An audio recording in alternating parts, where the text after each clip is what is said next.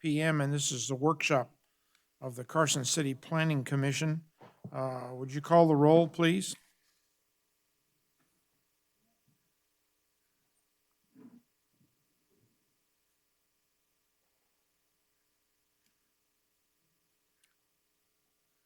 Chair Borders.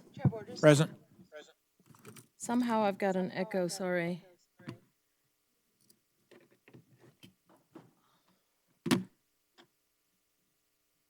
Commissioner Eswine? Commissioner Perry? Commissioner Preston? Commissioner Tingle? Commissioner Wiggins?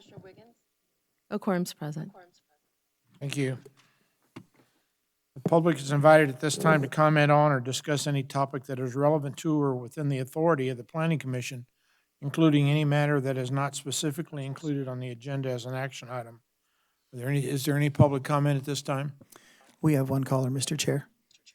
Okay. Teresa, it is your turn for public comment.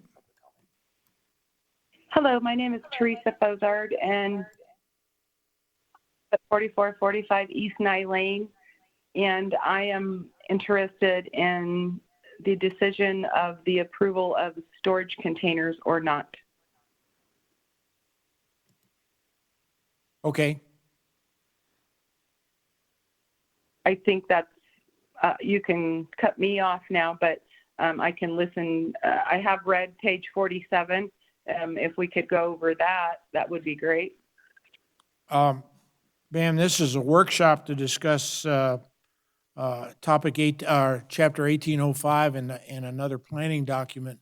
The regularly scheduled meeting where we considered that was last week. And in this one. Can you hear me still? Okay. I'm sorry. You're right and I'm wrong. Okay, I apologize. All right, no, it's my fault. Oh my gosh. Okay, so What would you like? did we want to jump and discuss this first, No, and then you guys can go on with the rest of your meeting, or no? No, ma'am, we'll just take your comments at this time, and when we get to it, then we will discuss it. Okay, that's fine then. Go ahead and go on with your meeting. Thank you very much. All right, thank you. Do you have any comments that you'd like to make at this time? No, not until we get to that area. Okay, Thank you. you're welcome. Modification of the agenda. Items on the agenda may be taken out of order. The public body may combine 2 or more agenda items for consideration, and the public body may remove any item from the agenda or delay discussion relating to an item on the agenda at any time. And we just have one item on the agenda. Item D1 for discussion only, discussion regarding possible amendments to Carson City Municipal Code, Chapter 1805, General Provisions, and Title 18, Appendix Development Standards, Division 1, Land Use and Site Design. Mr. Plummel. Good afternoon, Lee Plummel, Community Development Director for the record. Just to give you an outline of what I kind of plan to cover today, we did have a workshop last month on these same chapters, but didn't get through everything. So it's the same chapters again, 1805 and the Development Standards Division 1. So I'm going to start by reviewing some of the changes that we discussed in 1805 at the last meeting and made, and then we'll get in and go through and review the development standards, and there was also some discussion you had regarding changes to those too, and I'll point those out as we get to that point. Just for the matter of the public, I like to do this every time just to give a process overview. You get this every time, but we are soliciting public comment with all the documents that are available at carson.org/Title 18, and so all the older documents and the proposed changes are uploaded there for anybody to download and read. We're early in the process with any changes to the code. Like, for example, today with these changes, this is just the first step. to get feedback from the Planning Commission. We'll take it for feedback from the public and the Board of Supervisors before coming back again through the Planning Commission and Board for final recommendations. I think at the end I'll note, but just note it right here, the next workshop that I have time reserved for the Planning Commission is on Monday, December 7th at 3 o'clock again. So jumping into it, just a quick review of some of there was just a couple substantive changes. There was a little bit, this isn't the technical changes. You gave me some technical corrections that are made in there. In the new packet, it's in track. Anything I changed from since the last meetings and it is in track changes, so there's little bars on the side, so everything's the same except for where there's those track changes bars, and they're marked a little bit differently. So we did, the really only substantive changes, we talked about home occupation. You mentioned you might want to discuss that a little bit more. We also discussed accessory structures, and kind of the only really substantive change there after some discussion on that was changing the threshold for various setbacks and things on the structure size from 120 square feet to 200 square feet, because that coincides with the size of building for which you need a building permit for a storage shed versus not needing one. And that size relates to some different setbacks in different zoning districts. And in terms of the storage containers, there's a little bit of a mention of it in 1805, but really the standards, and in particular, the standards for residences that we're going to discuss. I plan on discussing that when we talk about Division 1. So, Mr. Chair, I know you did want to backtrack and have some discussion on 1805-045, which is on page 13 of your packet. Would you like to just keep it in order, or would you want to talk about metal storage containers and continue that discussion from last time, or how would you like to proceed now? Let's do the metal storage containers. So Okay. Since people have an interest in it, let's see if we can get that resolved first. Okay, we'll save guest buildings then and go for a while, and then go on to metal storage containers. All right, so we're going to discuss, like I said, there's a little bit in 1805 that's more of the procedural issue, and really the standards that we discussed are on page 47 of your packet. What current code allows is they're permitted in commercial and public districts for up to 90 days. That's just a temporary use for different things with an administrative approval. They're permitted in those commercial and public districts for more than 90 days, only with the special use permit approval. And they are permitted administratively in industrial zoning districts for an unlimited time with administrative approval. And all of those also have some development standards for placement and painting as such that go along with that. Current standards also prohibit them completely in residential districts. So based on the discussion we had at the last meeting, we covered this quite a bit about whether or not to allow metal storage containers as storage in residential districts. What I came away from it is that the consensus is that they really should not look like metal storage containers sitting on the lot for everybody to look at, next door neighbors to look at, but should at least look like or appear to be like permanent structures. So, and from the draft from last month, it was drafted to allow them with the setback height and size limitations like other detached structures, meaning that when you get to the cumulative certain size for accessory structures, you need a special use permit. There's height limits, there's setback requirements based on the size of the structure. And then in the parcels less than 1 acre, it was proposed to have them of 200 square feet in size, a maximum of 200 square feet, and in parcels of 1 acre or larger, 400 square feet or more.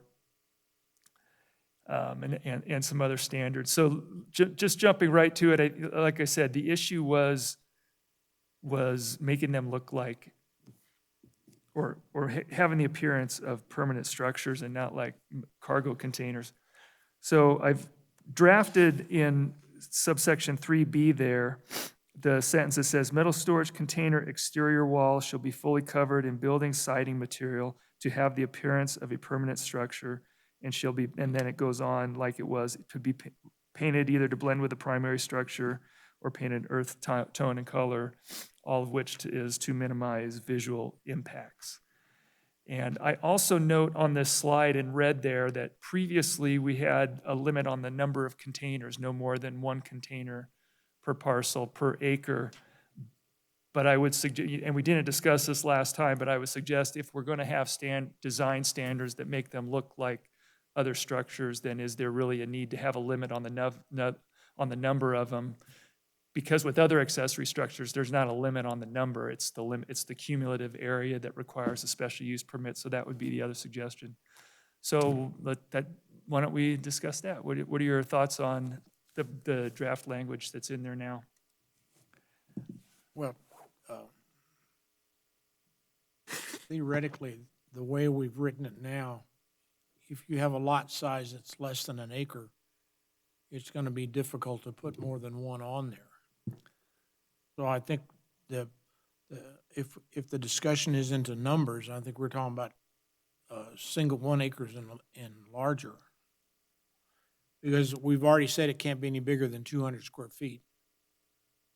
Is that correct? Right. If it's on the zoning less than 1 acre, the maximum size is 200 square 200 square feet. As I feet. said before, that's about the size. That's really 10 by 20. That's a 1-car garage size. It's a size that doesn't require a building permit for a storage structure typically.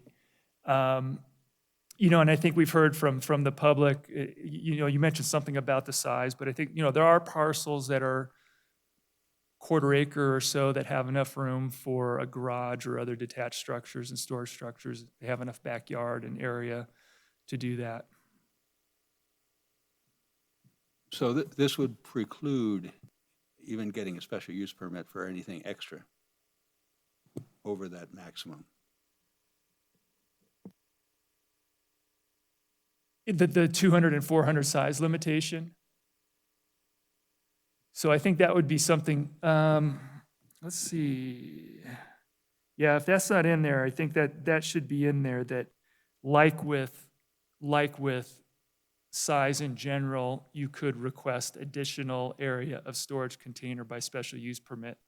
I think that would be a good addition, if that's what you're, I think that's what you're saying. I wasn't really suggesting Oh, it. I don't know. That but might- Yeah, I it- think, that well, might- I think you need, I think it- you need a process by Yes. which somebody can ask for Well, it. which- I think that if you're going to allow people to put up, stick-built storage sheds, and here we are requiring that metal containers look like stick-built, then we should have the same process for those. Oh, I'm sorry. Yeah, no, the cumulative square footage, yes. But if they want for example, a 400 storage container on a parcel less than 1 acre, that's not permitted by right, but they may not exceed the 50% or 75 or whatever we get to. I think there still should be a provision for a special use permit. Yeah, as long as the requirements are similar to what it would be if you were putting up an accessory structure.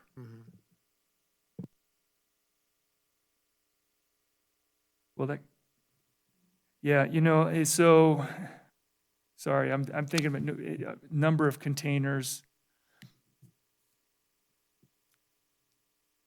I'm suggesting you delete the size on the number of containers, but at which point then is there a need for the size limitation? Well, as a by right, then you have Anyway. the size, but Yeah. if you want to go over that and need a Okay. special use permit. then- Okay, yeah. Yeah, because typically by right, you would have the right to build a 10 by 20 storage shed on your property. Right, as long as you met the setbacks. Right. Regardless of what it was made from. But if you want to put 3 of them back there, you would need a special use permit. if more it, than if it likely. exceeds the percentage threshold, yeah.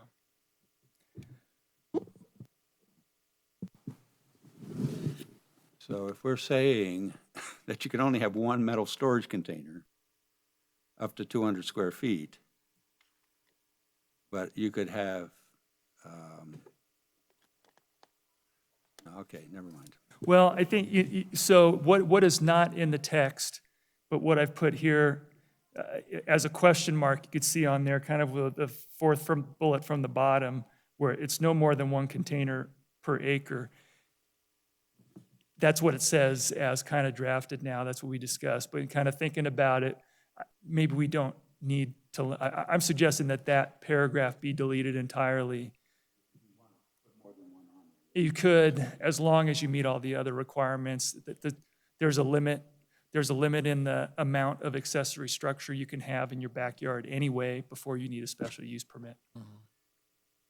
And that would be the new subparagraph E that limits it 1 per acre. So I think if we're going to adopt it with design standards, that would be, I think, my suggestion.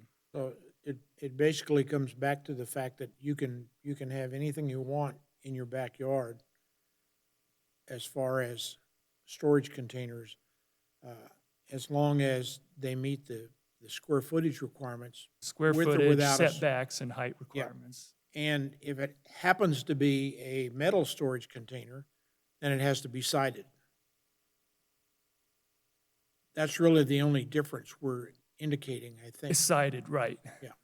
So maybe that's the only thing that you put in there. Yeah. Is that it be, That- you say that metal storage containers can be used as accessory structures given these requirements. And that if they want to have more, then they're treated like an accessory structure. Mhm. Yeah, Which, I okay. think what we're, So I think you could delete C, D, and E because all the other ones are related to the appearance and placement of storage containers, not the size.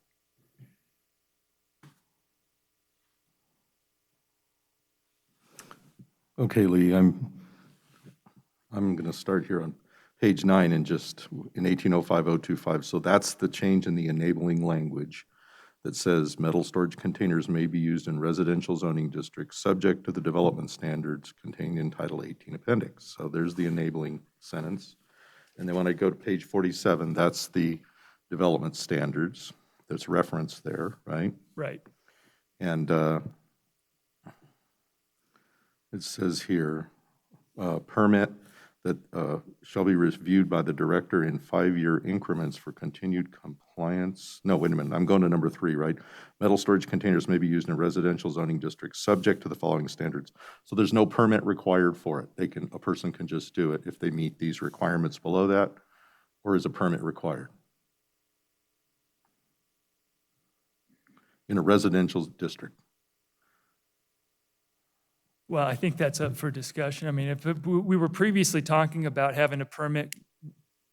Last month, we discussed having a permit like we do for commercial and industrial areas. Even when it's administrative, they come in and get a permit to do it. I think the questions which they would have to do as soon as the storage container is over 200 square feet. As soon as any storage structure is over 200 square feet. So I Oh, think below 200 square feet, they don't have to have a permit. well, The for way a this- regular building, they can't have it right now. So I can't tell you what the requirement is now because they can't have it right Right. now. So I think that part's up for discussion if in all cases we want to make somebody get it permitted. Because basically what happens now, if when you buy the Home Depot shed that's less than 120 square feet, less than 200 square feet, and doesn't need a building permit, they don't have to come to the city for that. They technically have to place it in requirements of the zoning, and they usually ask what those requirements are and place it correctly. But even with, whether it's a storage container or not, people do not need a permit for a storage building of less than 200 square feet currently. So it probably makes sense to stick with that, right? Because that's the analogy here I is, think so. is a metal shed or a wood shed that's less than 200 feet doesn't, and this doesn't either. But if one exceeds that or wants to have two, then it does trigger it. If they exceed the, I think as they're discussing it, if it exceeds the total accessory structure permitted square footage, Based on the acreage. yeah, based on main residence size. So, you know, when I go down through 3 here, this sounds pretty consistent with what we talked about last time, but you just mentioned deleting C, D, and E. Is that the C, D, and E that you're talking in here?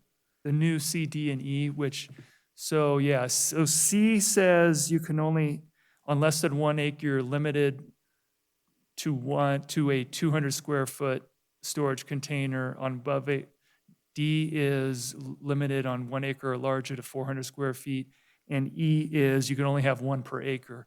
I think when you, what this discussion is that when we're requiring the design of them to be like a permanent, to look like a permanent building, we should regulate them as we would a permanent building, which is not limit the size of individual storage containers, but, or the number, but regulate it by the total cumulative square footage of accessory structures relative to the main residence. That's what's been suggested just Okay. this afternoon. My only concern with, I mean, I agree with what you just said, but the issue of if they have a metal storage container, do they need a permit?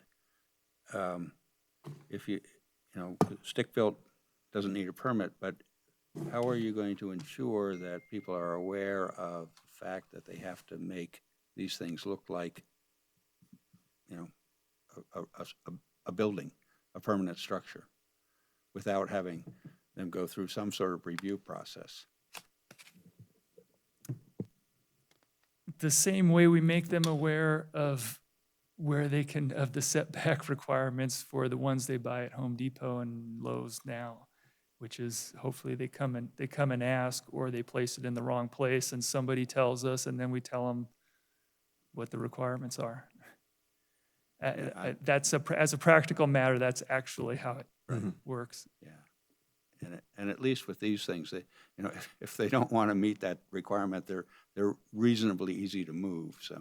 So most people do. I mean, if somebody's going to go buy a shed, most people come and ask and find out if they need a building permit. And then they get referred to zoning and what's okay, where can I put it? And we tell them, yeah. Want to see what the, allow Teresa to, I agree with everything we said. It just seems like we ought to really know where they are, though. You know, I guess not. I guess not. As I long think as we it- should hear from Teresa. Yeah. If she's still on the phone. Are you there? I am here. I loved everybody's suggestions and everything. I do understand that you might want some type of a permit process. However, you know, Lee did discuss that, you know, most people do come in for permit. Well, we didn't go in for permit and somebody complained on ours. So we didn't know about the law. We found out about the not law, code. It's like a law. But anyways, I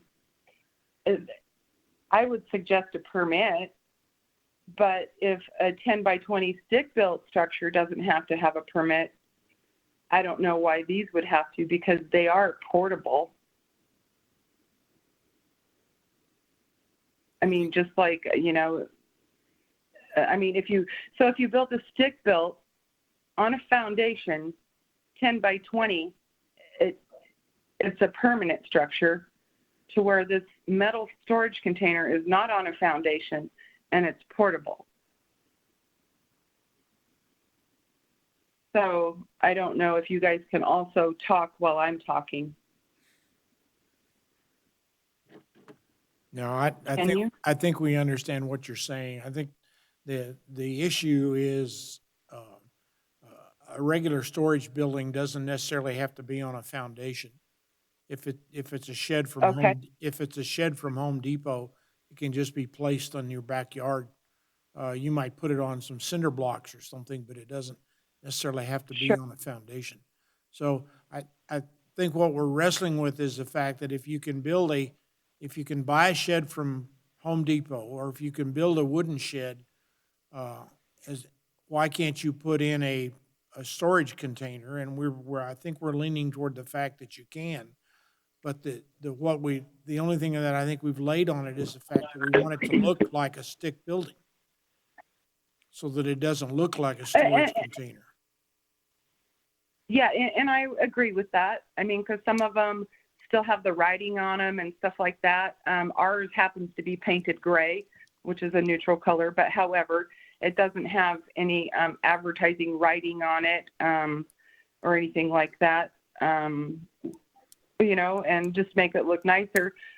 I don't know how we would figure out a way. My husband's very handy to find out how to cite it, because it is thick steel, you know, but we would cite it with a building material as, you know, suggested and on page 47. You know, we're here to please because we want to keep it, and these things are going to outlast our lifetime, and probably, you know, a lot of other people's. So, but, you know, I can understand wanting a permit for it, but however, if you don't need a permit for a 10 by 20 stick built, then that's kind of like an AC/DC thing to me. If you can understand what I'm trying to say. Yeah, welcome to the club. That's what we're wrestling with right now. So Yeah. You know, and in the last meeting, they mentioned, you know, putting a number on it to know that it's possibly permitted or whatever. Okay, they see that in someone's yard. Okay, that one's already been dealt with. It's allowed here, you know, we've been in contact with them, or, you know, so a numbering system was suggested too. So, you know, this can go all kinds of different ways. all right, thank you. But, okay, thank you. Mr. Chairman, I have a thought of, that I want to get out here. Since this would be, if it's adopted by the board, a change, right, from where it was before. And right now, there are folks out there that for years know that Connex boxes are not allowed on residential property, right?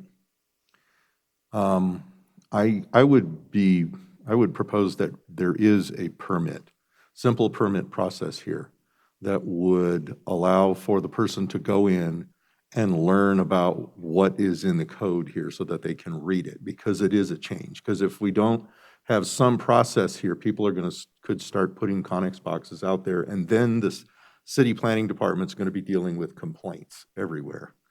And, you know, maybe 5-10 years down the road, when everybody knows here are the rules, it's not necessarily, but at this point, because it is a change. And I think the city planning department would also want to, you know, of course, ask, where is it going to be, where in the yard? And at least, you know, be able to say, you better go check your homeowners association and the CC&Rs, because it may be prohibited there. So, you know, while I know that's a separate civil issue, at least it would be brought forward, because I'm sure that there are quite a few developments with homeowners associations that have CC&Rs that would not allow this, regardless of how many acres or what. So an education process through permitting is probably a prudent thing to kick it off, in my way of thinking, if it is adopted. Yeah, I don't have a problem with that. I think because we already have it in place, if somebody comes in with a metal storage container, we had a call on a metal storage container, we have the form, here's the standards, here's the standards you have to meet.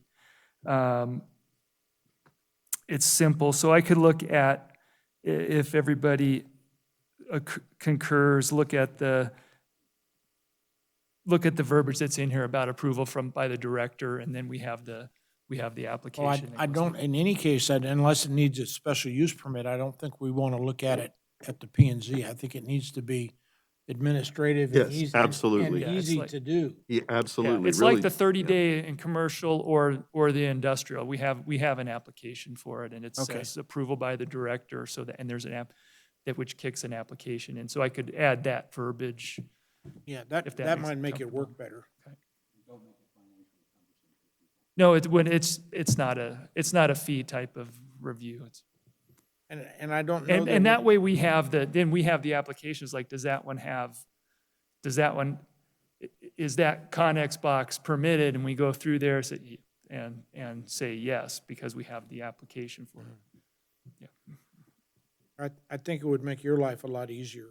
Oh, okay. Sounds good. Okay?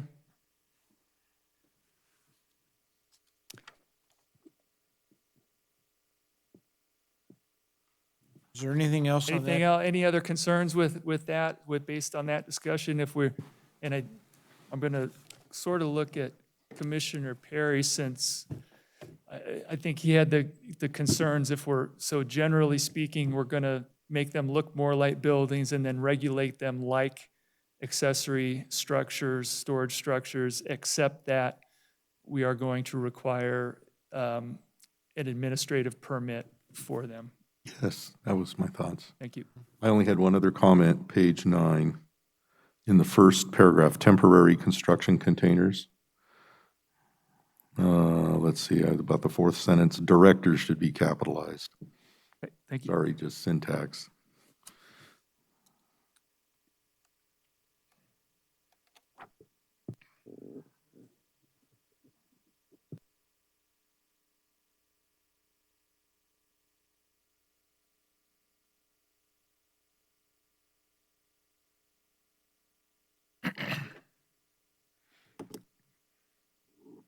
Okay?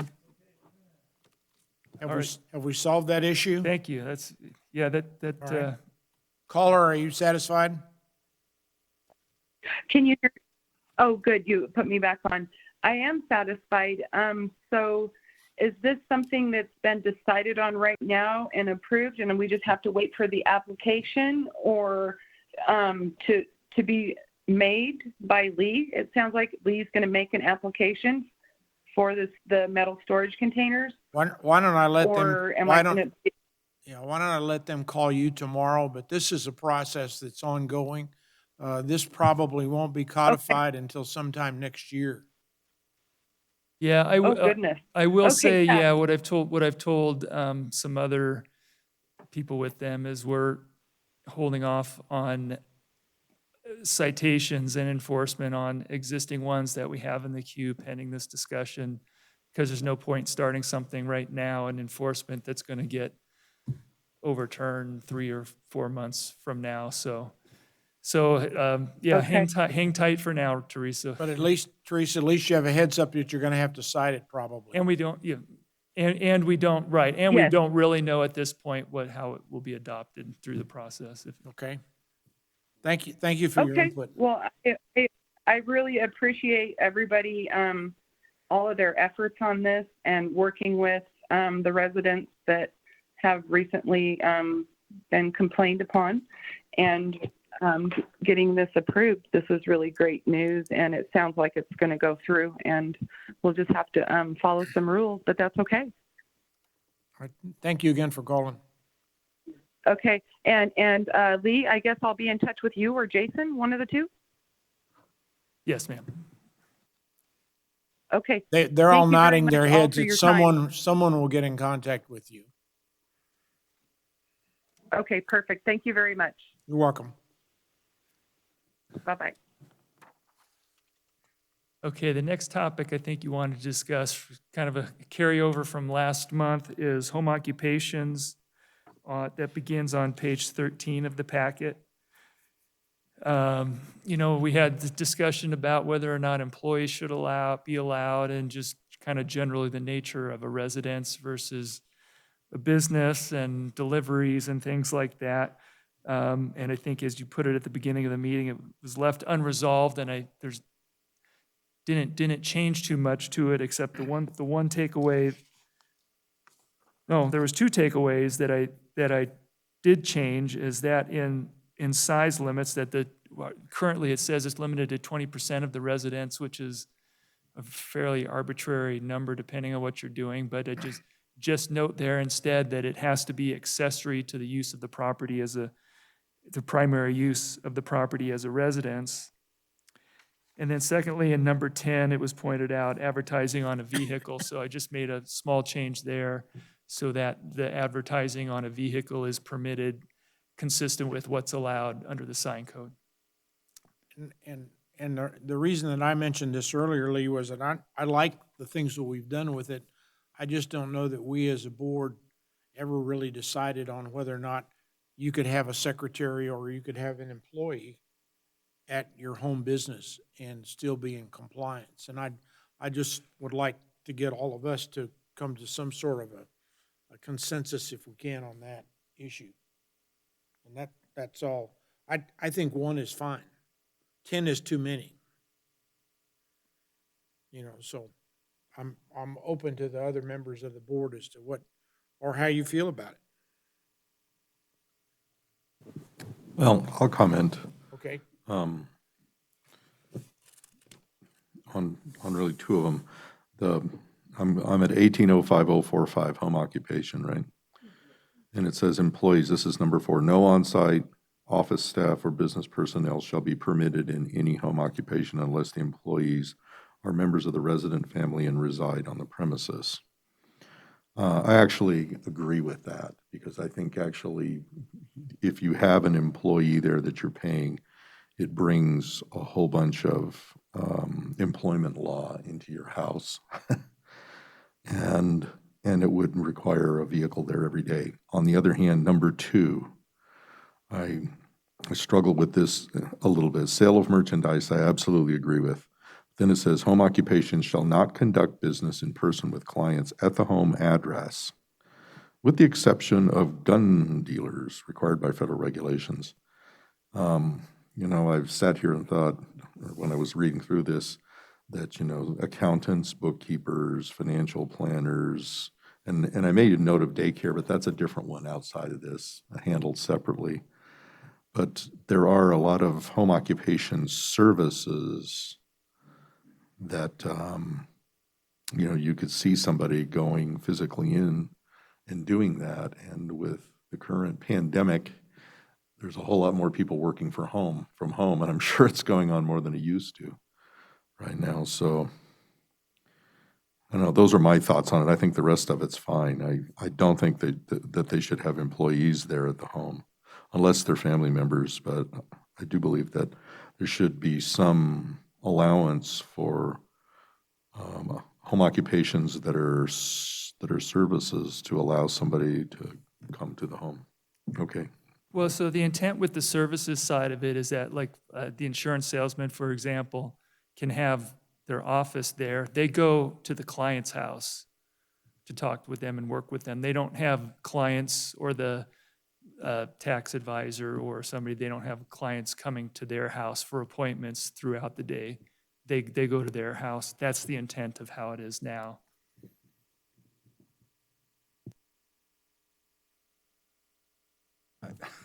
I've brought this up many times before, but I don't see the difference between a non-familial person in the house and a family member. Just because they reside in the house, I mean, what we're talking about is what we're trying to prevent is traffic and changing the character of the neighborhood. And you know, if somebody somebody could come and visit your house who's not related to you. They bring a car. They could be there all day. You could have a Merry Maids come and clean your house, and they could be there for several hours at a time. It's, you know, it really, I just don't see the need to separate out, you know, a secretary or you know, somebody who you know, you've got a business where you know, my business is I stock and service concession machines all over the county, and I've got somebody who comes in every once in a while receives the material and stacks it in my garage and orders it so I know exactly where it is. I don't see that that's onerous or a bad thing for a neighborhood. That's where I come from. So let me, yeah, just some background and as in practice of what's out there, what do we get complaints about? It's more of the constant activity. It's not that one person's going there in the morning and is there and doing stuff or occasionally comes.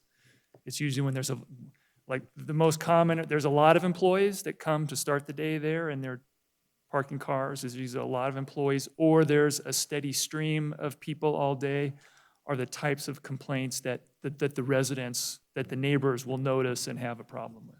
Right. Well, I don't see that having one employee is That's- going to create that kind of a Right. problem. Mr. Chair, if I may also give another example, the director explained the complaints we get when the employees do come to the site in the morning. They park on the residential street. They all leave to go to, say, a job site. The other complaint we receive is, for example, I had one, I think a week ago. A guy changes windshields. He had the customers coming to his house. He was changing the customer's windshield in the street. And so we have to think not just in terms of the office use, but also when you have somebody running the business out of their home, but they're not strictly within the home conducting the business. So we do receive a lot of complaints on these, on home-based businesses when it starts creating what I'll say a bit of a nuisance in the neighborhood. So I just want to put that out for you to consider as you discuss it. Good night. Fast Glass has a van that they'll come to your house and change your windshield in the driveway, or if it's parked on the street. You know what? I mean, I agree with you. I think that if somebody's business is, they're there all the time, we're constantly having cars, but we can't regulate everything to everybody's satisfaction. Some people are going to object to some people's doing certain things in their yards, even if it's not in the code. And I don't know. I just don't want to over-regulate, people's ability to have an income from what they do out of their home. Well, and I agree with you there, except the dividing line to me is when the home becomes really commercial, because that's where do you draw the line, right? Because commercial is where people go, commercial zoning is where people go to do that. And you don't want commercial right in the middle of a subdivision, of homes. That's inconsistent with proper planning. But you do want to allow, I guess we want to allow some amount of home businesses there, because I think there's always going to be some things that should be allowed, and it's probably very difficult to outline all of those things and make a giant list that says these are allowed and these are not allowed, right? And how big does it get? Do we allow one employee? There's always going to be somebody that pushes the envelope, is the thing, and that's what you're talking about. That's what you see. I do see that, you have here on number 14, there'll be no vehicle repairs, on-site repairs and maintenance of vehicles not owned by the person. So you have addressed the window issue, right? If somebody who's replacing glass windows in their house or repairing other people's cars there. And I agree with you, it's sort of the traffic question, because as we know, in residential neighborhoods, there's a paucity of parking places, and when somebody has employees that come and fill up the streets, then there's less parking places, and that's not what the zoning was set up to do. It was set up for residential, not commercial. So I don't know where the dividing line is. Home businesses have got to be for the sale of services. Yeah, And that kind of basically takes out everything but a service. So, you know, if I'm doing alterations out of my garage and I'm taking in clothes and altering them, that's a home business. Mhm.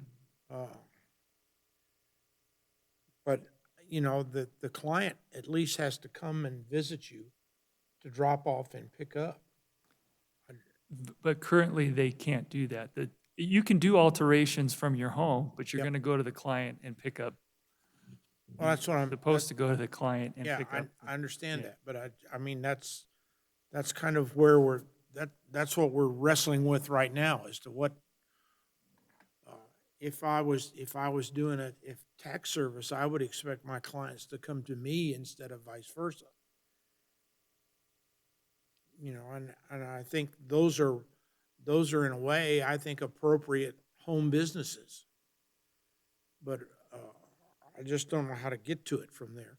And Rich, in your employment concerns about having employees, I'm not sure what Nevada is, but I think it's 3 or 5. If you have less than 3 employees, you're not necessarily liable for any federal employment requirements. Now, in your business license in the state, you may or may not be. Yeah, I don't know either, the workplace requirements, stuff like that, because So, once you have an employee, it's like, okay, now OSHA can inspect, and Yeah. you just add, you know, potential openings to their, Yeah, I don't if know, you maybe had- the But answer. that's a business concern. That's a business- that's It's a not a business issue. zoning or a land use planning issue, I don't think. And Lee, when you're looking at item number 15, how would this be enforced? And the only reason I bring this up is there's a gentleman that lives on my street who frequently picks up strange vehicles, and suddenly they're in their driveway getting work done, and then they're gone. And, you know, I live on a street with 12 houses, and there are 38 cars on my street. I mean, their personal vehicles take up 6 spots, and then whatever they bring in and out. So is that, and how they get around any enforcement is all they have to do is move the vehicles every 72 hours. So if they're doing on-site repair, it's, code enforcement would have to be called in, and how would they deal with that?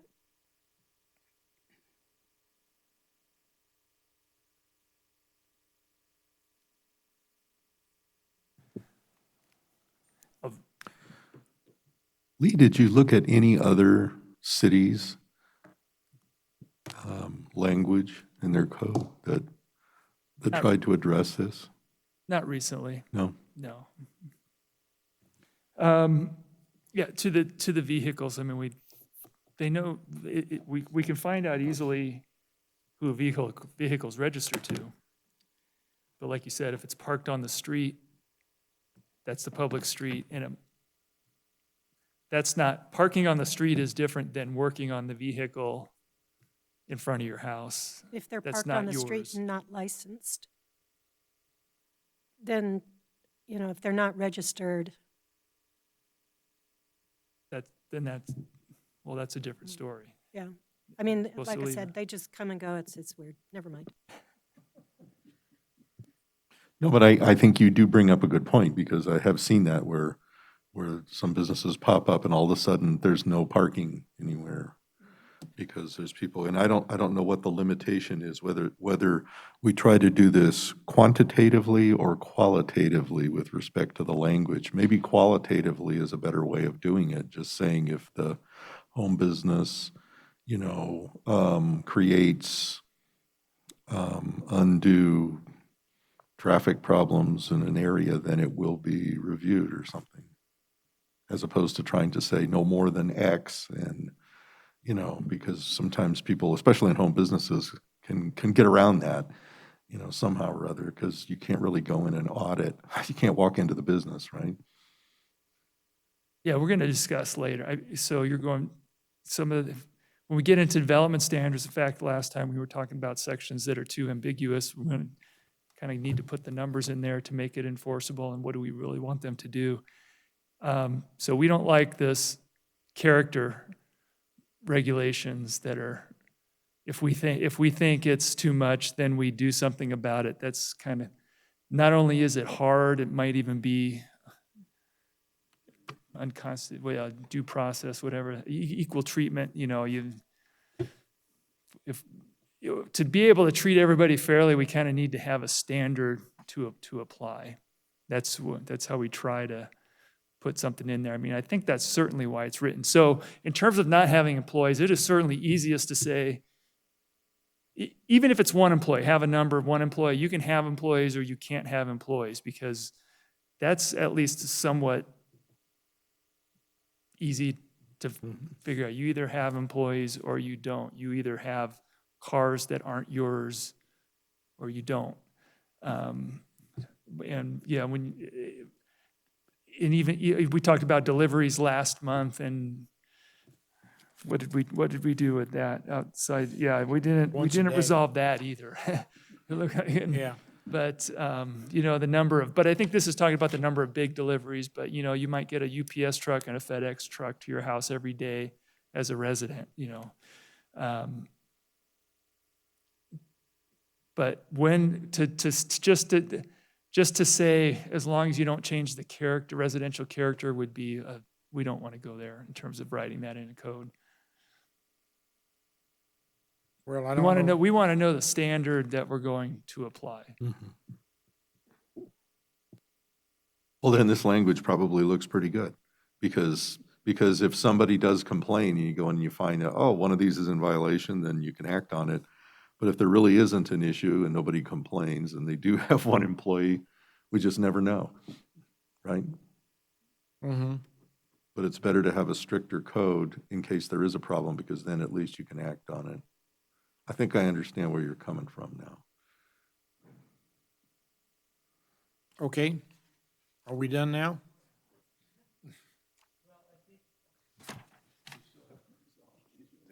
Yeah, I mean, I think I'm not hearing a majority willing to change it and allow more active use. But I think as I bring this forward to the board, I'll point this out for discussion, that there was quite a bit of discussion about whether all these issues, employees, deliveries, and, should they not be, should the clients be able to come to the home? And so we'll frame it that way. I just don't think we're all comfortable with everything that's in here, and I'm not sure we know how to fix it yet. Yeah.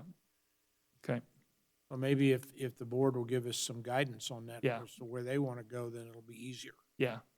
Yeah. We'll bring the discussion forward to them and have them discuss it.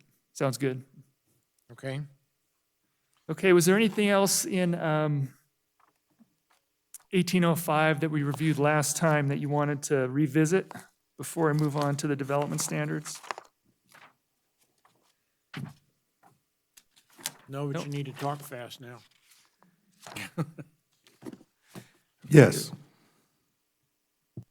Mr. Perry?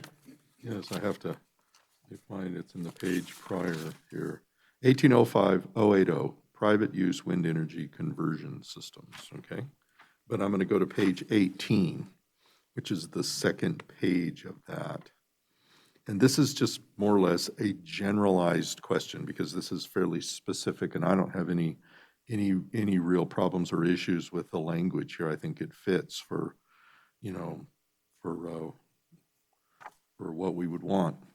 But it limits, 1 per acre, because it's kind of addressing, residential lots and I guess commercial and industrial. But what if this is a very large parcel, and what if it's a large parcel of federal land that's leased to a wind energy company that's within the county boundaries? It's not a private use wind energy conversion system. So That's the key, huh? It's a Okay. utility then. It would be. Okay, then it's a utility, so it goes under different regulations. Yeah. Okay, thank you. Is that it?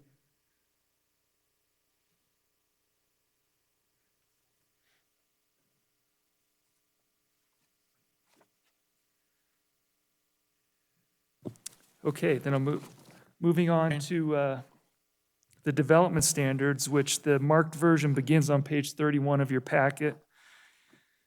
We started to go through this a little bit last time with some clerical verbiage changes as to the applicability of each section, and I won't cover those unless you have any questions. But getting right into the beginning of the design standards in 1.1, we first of all talked about paragraph 3, or the current 1.1.3, which is be new paragraph 3. And this is one I was referring to earlier, where it's kind of have this nebulous, we encourage this and encourage design and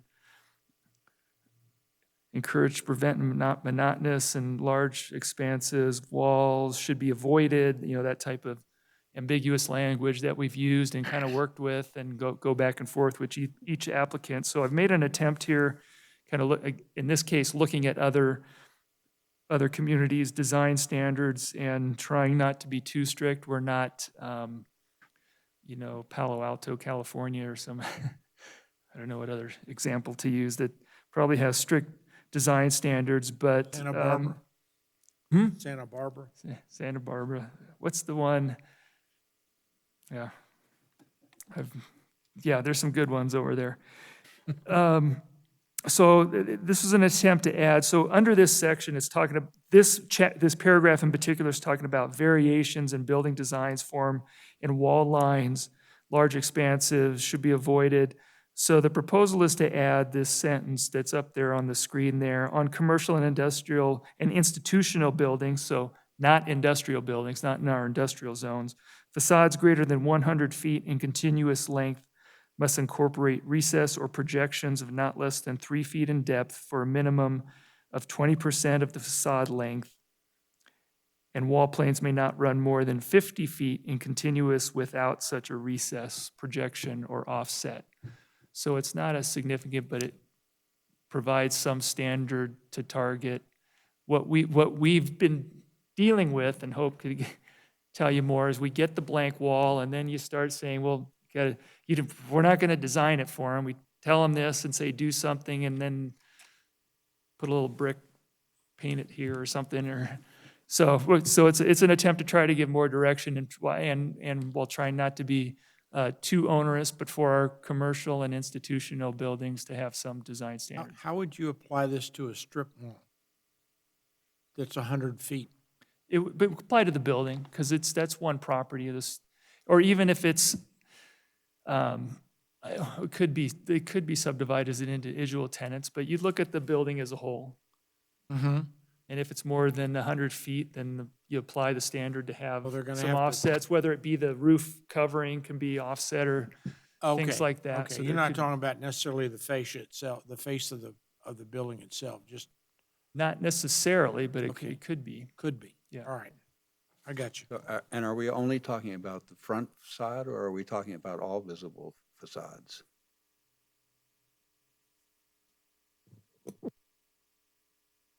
Yeah, as the, trying to look in this, if this is the section, there's some sections that say portions visible from the street. This section does not say that, so it would apply to all portions of the building.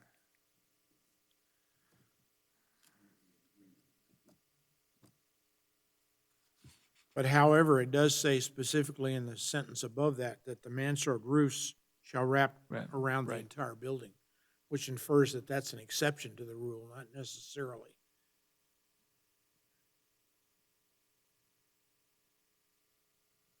Maybe maybe Not necessarily. we want to say it again.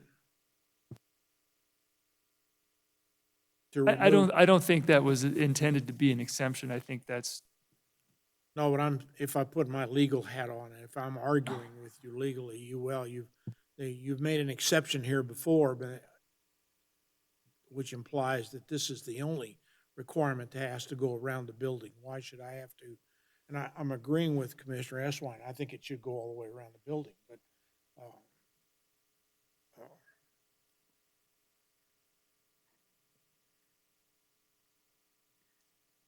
maybe we just reiterate it. that's all. Yeah, I didn't read it that way, but I'll take a closer look at that.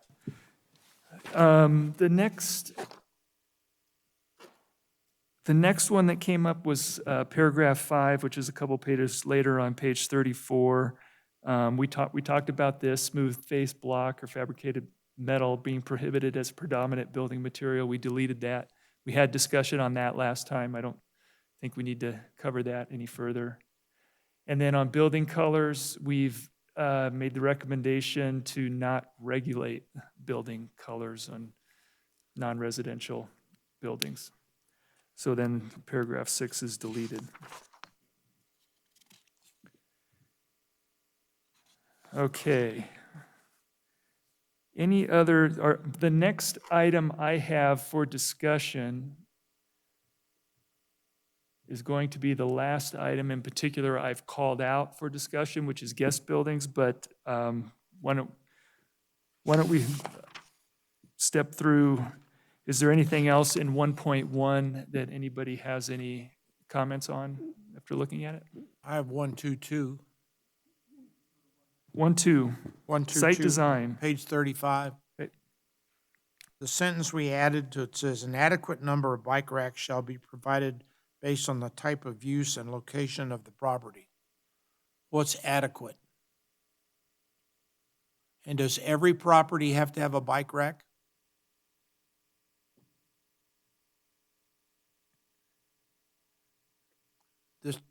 If I read this, if I'm gonna build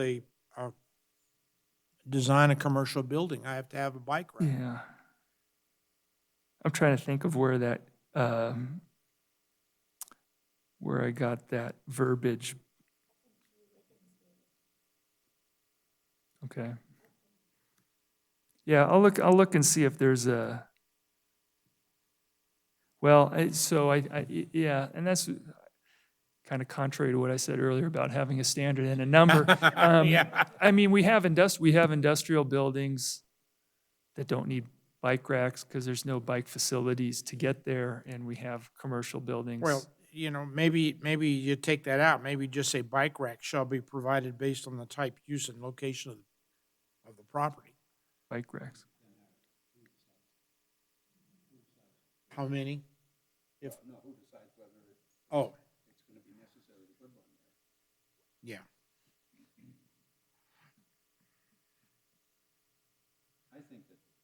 I think that bike racks are sort of like parking, that it really should be up to the business to determine how many parking spaces they need, how many bike rack spaces they need. And I think that, in places like the downtown mixed-use district, I think it should be up to the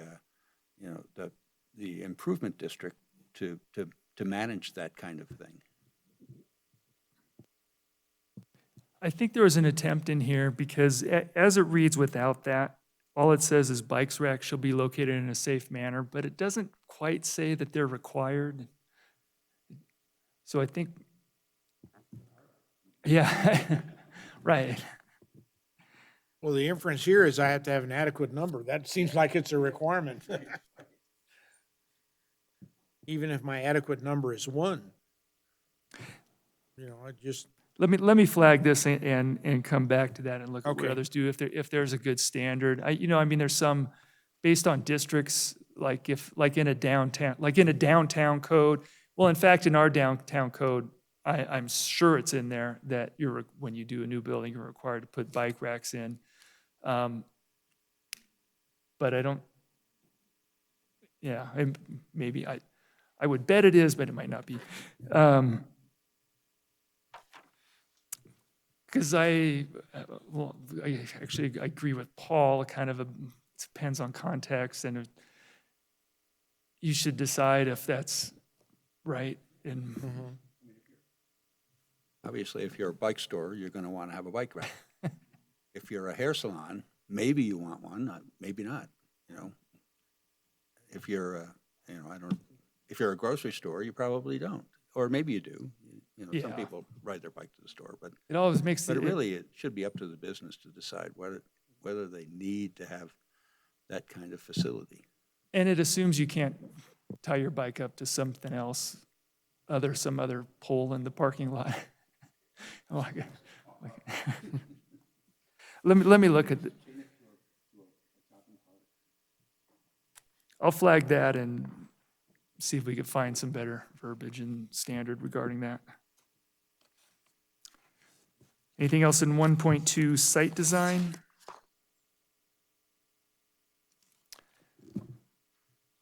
Yeah, I did have a comment on paragraph 3.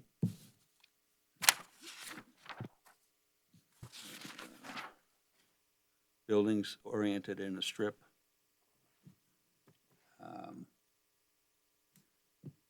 I think, again, I think that this is, really depends on the district that we're in, because I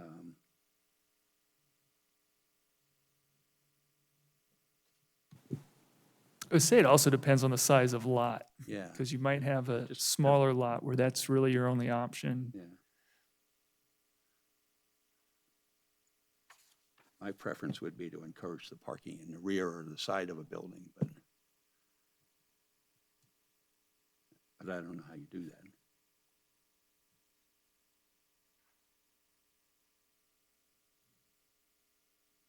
I'll just comment on page 41, and you've got this on the list here. I like the language on number 10 there at the very top. I think I had a concern about this, that, the guest building, people would start building guest buildings and then start renting them as rentals, and really we'd end up with, single-family zoning where we effectively have duplexes, right?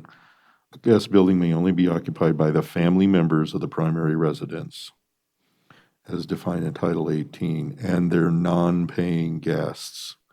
Guest buildings may not be rented as secondary dwelling units. And then further to that, the property owner shall, prior to the issuance of the certificate, record a deed restriction. I think that does give it some teeth, because I still have the concern that people could, and we've seen that just in my short time in the Planning Commission, where, people are renting buildings that are on single-family lots where they've you don't know if it's family or not. They've just added a building,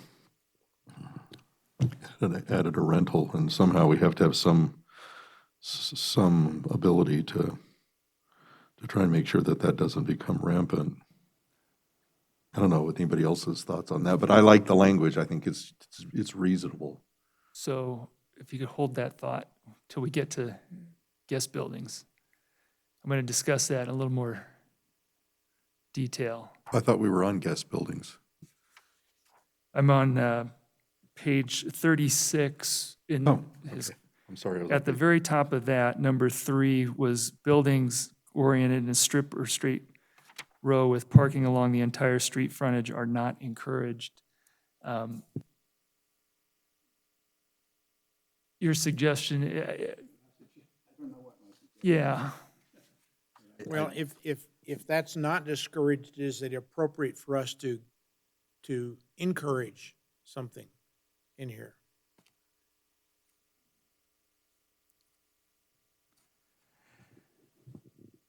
Businesses oriented in a strip or straight row are encouraged to provide parking in Yeah. the rear or Yeah, the and I side. think, and we have, now that we have the downtown district, so this doesn't even apply to that. So that has its own standards, so in the downtown area, we would not allow that. That has specific standards where the building has to be along the frontage. Right, but my concern is that as the downtown builds out, and we move out our downtown business district out along North Carson Street, South Carson Street, William Street, that then we may already have, we already have, it's already there. The parking, it's pretty much built out, and all the parking is in front of the buildings, and I'll say, Paul, I'm not a fan of the results of the codes that require the parking to be behind the building. If you look at, so to comply with the code, you have the backs of buildings facing the street. The theory was you have the fronts of buildings Right. and yeah. it's more pedestrian oriented. I think What that the we've issue- actually got in compliance with the code is a blank wall, Right. decorated up, facing the street, and no activity on it because it's the back of the businesses. but I think that somehow we should be encouraging, good design. And good design is having the building oriented to the street and the parking not be the focal point of the first thing that you see in a commercial building. I don't know how to resolve that issue, but I'm just bringing it up because we just have, I don't think that driving down William Street gives you the best impression of our city. A lot of people won't object to this, but it's just everything is designed for the automobile, and it really ignores the fact that there are people who live right adjacent to those who are pedestrians or bicyclists, and I just would like to see us at least acknowledge that the automobile isn't the only means of transportation for a lot of people.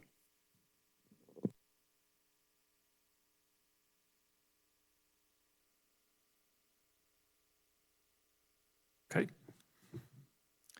Another one, I'll take a closer look and see if we can find other examples and some alternatives to look at. Well, again, just some way to say what we're encouraging, not what we're discouraging. Even as a philosophy statement or as a general, approach to design, we would like to encourage this. Yeah, I agree. I mean, that's probably the best way to deal with it at this stage of the game, given that we've, already. Well, you're so far behind the par curve.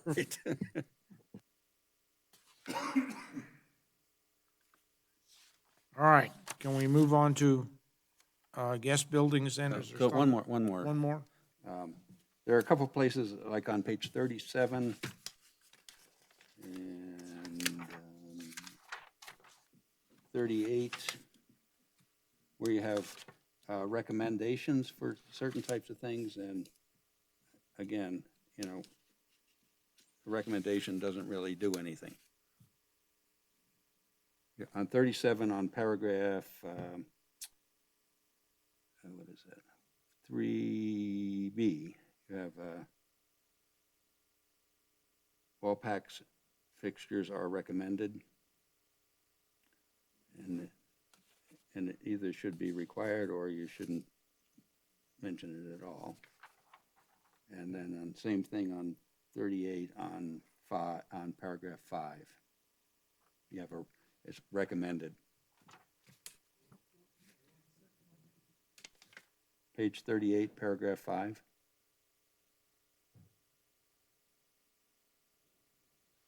How about encouraged? No, I think that's a strict, the cutoff is a strict standard, so there shouldn't be. Yeah, I'll look at that and clarify that.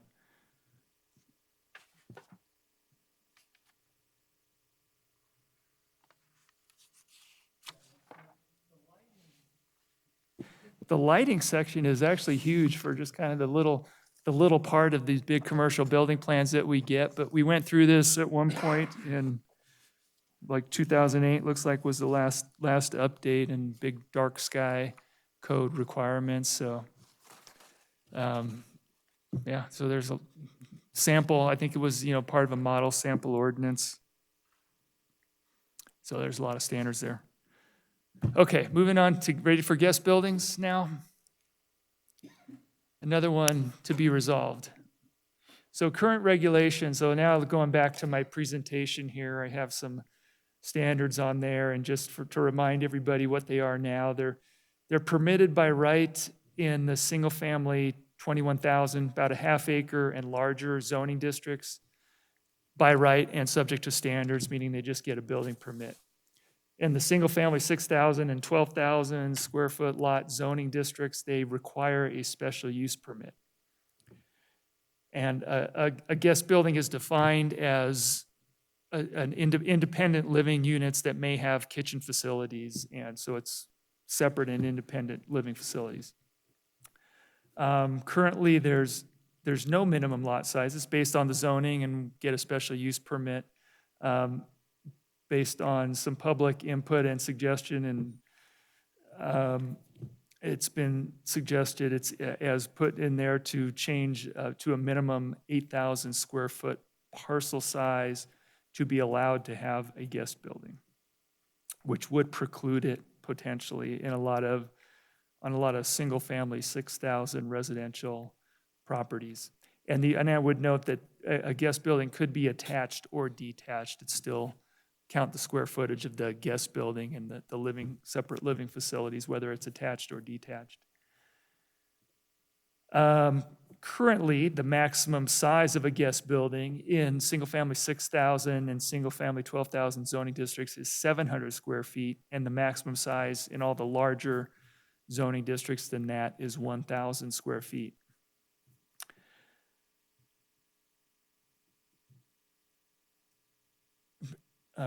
What's my note there? Proposed to change to 1,000 square foot. Oh, yeah, to drop the standard to, what is it? Yeah.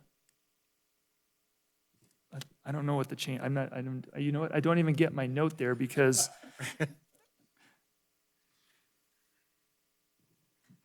to allow, yeah, you propose to change that you have to actually have, not only the zoning, but you actually have to have a minimum of 21,000 square feet in your lot size to have the larger version. And because there's actually some property zoned, single-family 1 acre or other things that have less than that. Occasionally it occurs. So you actually have to have not only the zoning, but the size of the lot to have it. Sorry, that's what that means. Currently, the second story, there's additional setbacks for multi-story guest buildings. It's an additional, it's a minimum 20 feet regardless of which setback for a second story. It's required to have one off-street parking place plus one additional space per additional bedroom. And the key to all of these standards is that guest buildings are intended to be limited to the occupancy by family members and their non-paying guests only. Therefore, the rental of the unit is prohibited. And that's been a lot of discussion over the last couple of years about affordable housing, about guest buildings being a means to accommodate housing for whether it be a single person or a couple, or it's a way to provide some affordable housing for a workforce. So it's a possible means to address that. On the other hand, a lot of residents are opposed and afraid of having basically having double the number of units in a neighborhood if everybody had a guest building. Before I go on to the next slide here, other information, I confirmed that right now engineering does not, because it's supposed to be part of the house as family members, non-paying guests, there is not a separate water and sewer connection fee for guest buildings currently. They're part of the main residence. They're on the same meter. It's not a separate meter. So they do not Could they? collect. They could they would need to change the code to require it, so they could. So I think now to the part of the discussion, I think to the discussion part, whether or not, if we're going to entertain at all having circumstances where we're not just going to limit these to family members and non-paying guests. So some of the things that have come up and we've discussed is perhaps if you would allow them, you reduce and perhaps significantly reduce the permitted size of them, which would therefore limit the size of the family. 1,000 square foot's a pretty good size residence. For some people, that's the primary residence side. Is bigger than houses I've lived in, certainly. So you could reduce in both zoning districts the size of the permitted buildings, and only allow larger ones by special use permit. Could require water and sewer connections. If we're going to do that, I think that would certainly be part of it in a recommendation if we do that, or other things. So that's kind of a summary of it. Happy to take discussion and input. I think so far, I've got the impression that there's not a consensus to eliminate limiting it to family members and non-paying guests and basically open these up. I haven't heard that consensus yet from any of the discussions we've had, quite frankly. The city of Reno, I think it was Reno, it might have been Washoe County, but they went through a long process during their code update. They went through months of discussions about guest buildings. The result being they didn't change it to allow rental of guest buildings either. It was a very controversial issue up there. And I'm sure there's a lot of public opinions on this. I think if we changed this, we would get a lot of public comment on this in particular. These documents are available. We've tried to get the word out to get comments now. We haven't heard any. So far we haven't heard any, but happy to take your discussion at this point. So, Lee, when I look at, I'm on page 41 again, top 10, number 10. This language is already there, the guest building occupation, right? The only thing that you're proposing here to add is the requirement that a deed restriction be filed by the person that wants to do this. Not even adding that, that's already in there, but it's reorganized from somewhere else in the code and Okay. placed in here where it should, right there where it should be. So really, there's no change. It just was bringing this in from someplace else. So if I were to summarize the changes that are in here compared to what the current code says, What's the square actually my footage? summary probably, It's the square footage, isn't it? Yeah. yeah, there's a couple small details. I think for discussion, should there be a minimum lot size? It's suggested to have a minimum lot size of 8,000 square feet. That's actually a little bit more restrictive because currently they'd be permitted on a 6,000 square foot lot. I think most, and then requiring the minimum of 21,000 square feet for the larger sized accessory dwelling. But other than that, no substantive changes to what it currently says.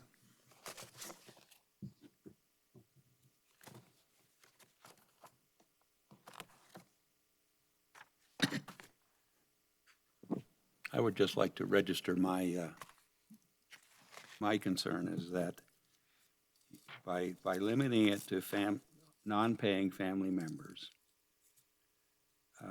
we're creating both an enforcement problem and I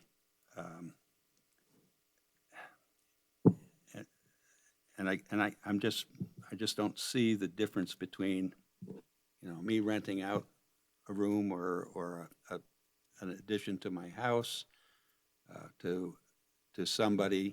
It's the same impact on the neighborhood.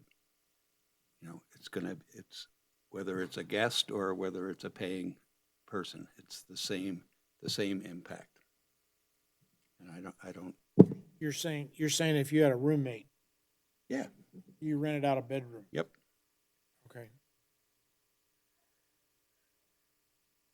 Or if I had a shed in the backyard that I turned into a bedroom with a small kitchen, that, I could do that under the guest building as long as they were relatives and were not paying rent. But if what difference does it make if I rent it to somebody? It's still the same use of the structure. Well, and even if you rented it to a family member, Sure. you know. Yeah. So I have a sibling that needs a place to live, so now I'm renting to my sibling. They're part of my family, but they're still paying rent. So, Well, no, they're making a donation to you to help cover your utilities. yeah, right. Well, I think there's two things really that I try to draw here as a line. One is the guest building is a request to build an additional structure on a lot, right? A separate single-family dwelling on a lot that is zoned single-family. Therefore, it becomes multifamily. You know, so it's a circumventing around the zoning, basically, is the issue I have with it. Because renting a room to somebody in your home is perfectly legal, but if in this case, this is a guest building, I want to build another single-family dwelling on my lot, right? Or I want to add it to the structure of the side of my house, but it's going to be a separate single-family dwelling. And I know that has been allowed because, you could have your mother-in-law quarter or something like that it's a family. And that was even addressed in some, I'm going to get off subject here, but in some state statutes under Nevada water law, you can hook up a guest building to a domestic well. And it's almost the same language that says it has to be a relative. You can't just use one domestic well because a domestic well is one single-family residence. And that may relate to the water issue. I don't know. I wouldn't propose for a guest building that there be a separate hookup and all because that probably would get quite expensive and complicated. But it just seems to me like if you permit and build a second structure, you have made single-family zoning multifamily, except for the fact that, if it's for a family here. And I realize we have a housing crunch here, but I think that would be a tough one because, to rent, if I walked in and said I want to build 700 square foot, additional separate building on my lot where I live and I'm going to start renting out to people, I suspect I'd have all kinds of neighbors upset. Well, you're building a duplex. Yeah, I just turned my single-family zoning dwelling into multifamily. Correct me if I'm wrong, though. You can build a duplex in most of the single-family zoning districts. On a corner, well, like in single-family 6, it's on a corner lot. I don't think it's on most. I think it's on a single-family 6 on a corner lot with the special use permit. But you can still do it. Because I can think of several of them. Actually, there are a couple of them that I know of that are not even on corner lots. Maybe the whole lot was, but they built a fourplex on it, and they separated the two duplexes, like on Mountain Street and Telegraph. But that would be allowed by the zoning of the district, right? If it said multifamily, you could do that. You don't have to go through this. No, it's not multifamily. It's separated out as, I think it's in anything above the SF6 that you can do a duplex. I think it's SF6 and higher density. Yeah, you can do a duplex And higher density. in It's only on a single-family corner residential lot, districts. right? Yeah, But it's you can't do it on single SF1A or something like that, Don't right? have- 1 acre lots. Yes, you can. no, You can't do a duplex on a 1 acre lot? no. Only in No, it's only in the single-family smaller 6,000, residential yeah. lots? Yeah, only on a corner lot, single-family 6,000. Because then you get into single-family duplex zoning and multifamily zoning, which would then permit it. So on a couple years ago, we approved a townhouse project on, Thompson, that's what she. no, it's back there behind the Smiths. Is it Caroline and? I can't remember. Caroline Townhomes, Caroline and Robinson. Yeah, Those yeah. are single-family attached. Yeah, Oh, and they're, yeah, in general office zoning, multifamily. So it was, but was that was that was, right. Yeah, but the density is because multifamily is permitted in that general office. I know it's single. yeah, it just seems sort That's of not single, arbitrary. but my point is that's not a single-family zoning district okay. where they did that. But in single-family zoning, you can do a duplex if you have a corner lot. So I'm just pointing that out, that, you can, it is possible right now to have 2 units on a single-family lot. Just because it's a duplex doesn't change the character of the lot or the zoning.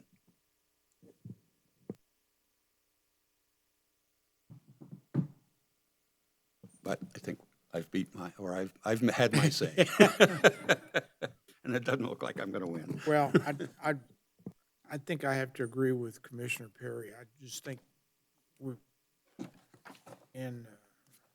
ultimately, the Board of Supervisors is gonna have to adjudicate this, but I think this is single-family versus multifamily, given the one exception that we have, so.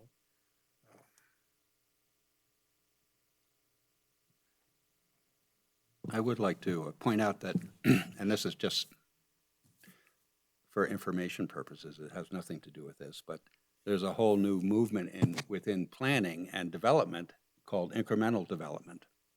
And it encourages, taking communities to take these small kinds of steps to create more intense development. And I know that there are a lot of people in this town who don't like the idea of having more intense development, but unless you want to expand and have suburbia to your borders, then you're going to have to do that. And I would comment, because I saw that in another city, that is enabled by requesting a rezone on your property. Because if you're in an area and you have single family 21,000, right, which is basically half-acre lots, right? Right about, and it's decided that, well, gee, this area here with half-acre lots, is seeing growth of. I mean, we saw that in just in the last few months, where out there behind Rayleigh's, we were looking at a development of 43 homes, I think, on 6,000 square foot lots, and some of the neighbors who had half-acre lots didn't like that around there. But that density is growing out, and at some point, maybe it does get to the point where someone wants a rezone of an area that's half-acre lots to allow for higher development. That's enabled in the process.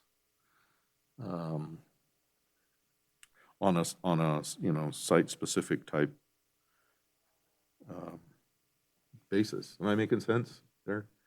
As opposed to, the other way to do it is go back into the master plan, right? And an update and say, gee, this stuff that we said medium-density residential in here sure looks to me like it should be high-density residential. Let's go back and redo the master plan, which is the planning document of what point B is supposed to look like. And that's a way to get there, I think, because I understand what Paul's saying, that if we don't have higher density in residential areas, we're going to run out of land, and as Hope pointed out, water too. And those are examples of rezoning in conformance with our master plan that shows areas for higher density in the future.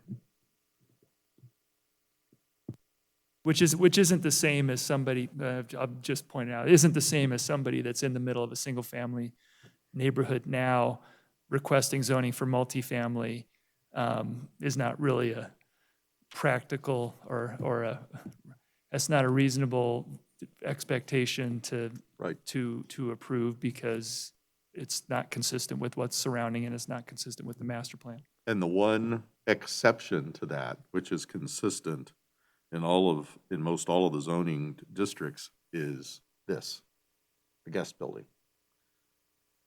right? Where one can do a guest building regardless of the zoning. It's enabled in everything, at least on you're proposing, down to 8,000 square feet for if there's a need for moving your mom and dad in, or your kids or something, right? Sorry, I'm thinking out loud here. Oh, you have? No? Okay. I think your language is good here. Okay, well, noted, and this is another topic of discussion in particular, I want to bring up to the board, and again, I don't know where they'll stand on it, but it's specific item that's come up over the last 2 years, so I'll point it out and have the discussion with them. I'll note it's about 4:40 now. I actually have a redevelopment authority citizens committee at 5:30, so we're gonna finish. It looks like we're no problem time-wise, but I should have noted earlier, we should be finishing by 5 o'clock, which I don't think is gonna be a problem at this point.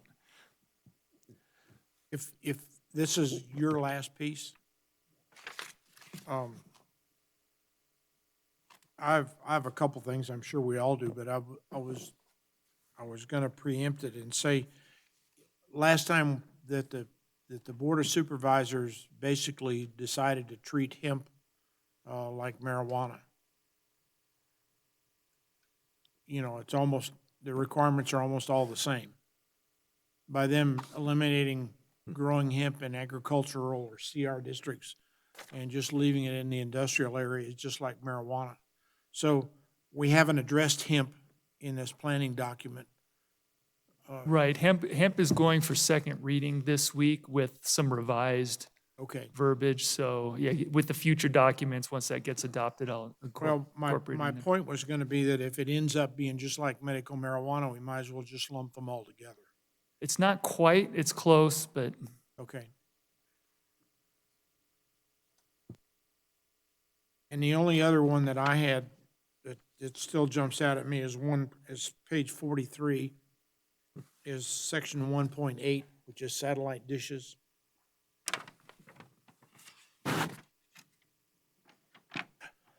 I just think it's obsolete. Again, I would rather just say satellite dishes exceeding 39 inches are prohibited.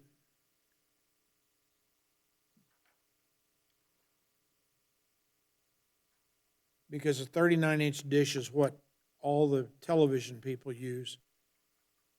Nobody else uses a satellite dish that I can find. I haven't seen one in town. I don't know if you know of one. The ones that they use on top of the auto dealers and things are all 39 inches. So I'm just, it's another one of those sections that we've outlived. And I'm just wondering if we just need to eliminate it. That's all.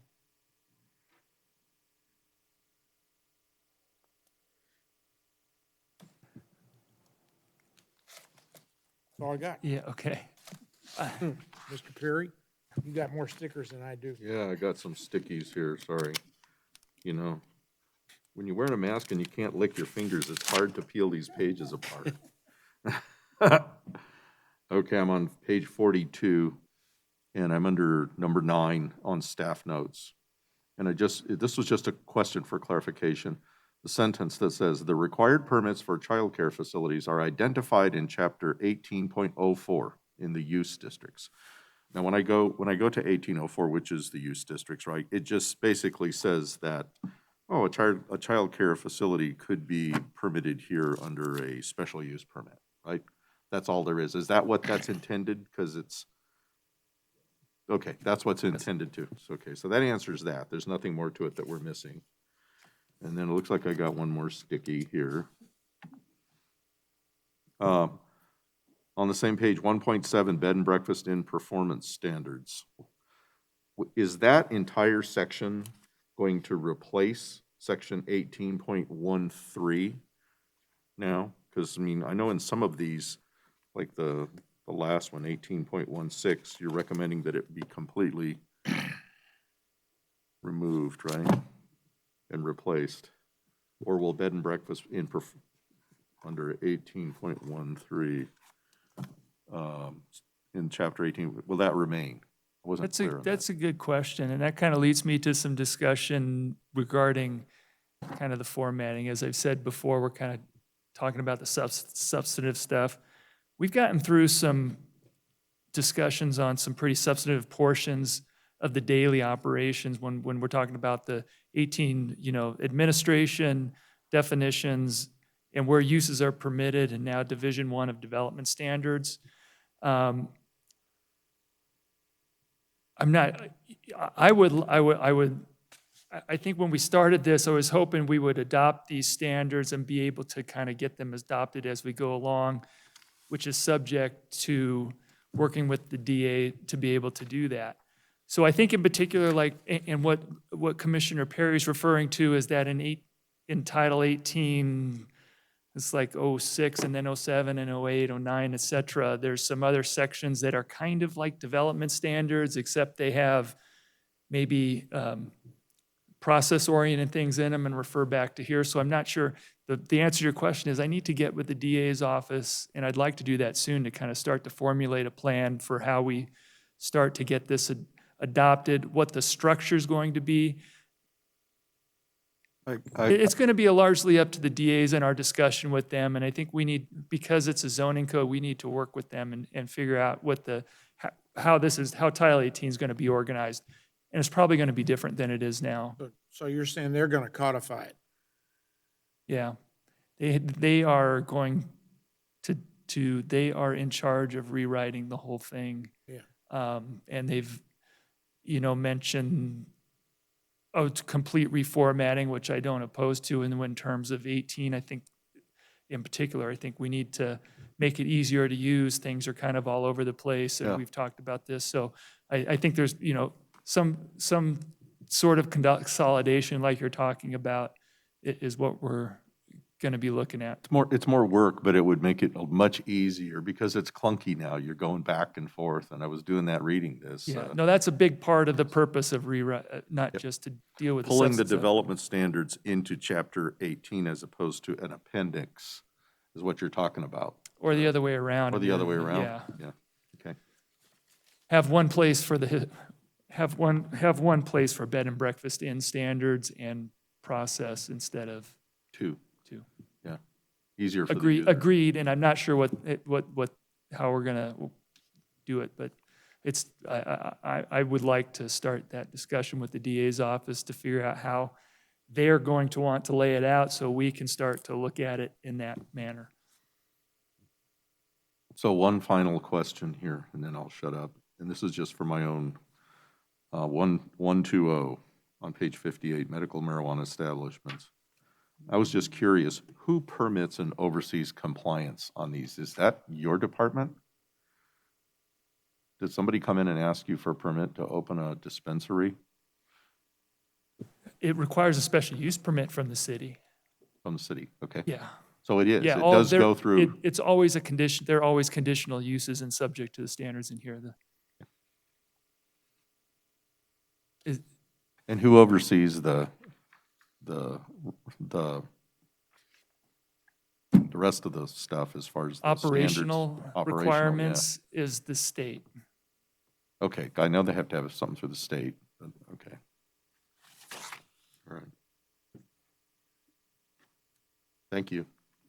Anything else? I'm slightly smarter today. The public is invited at this time to comment on and discuss any topic that is relevant to or within the authority of the Planning Commission, including any matter that is not specifically included on the agenda as an action item. Is there any public comment?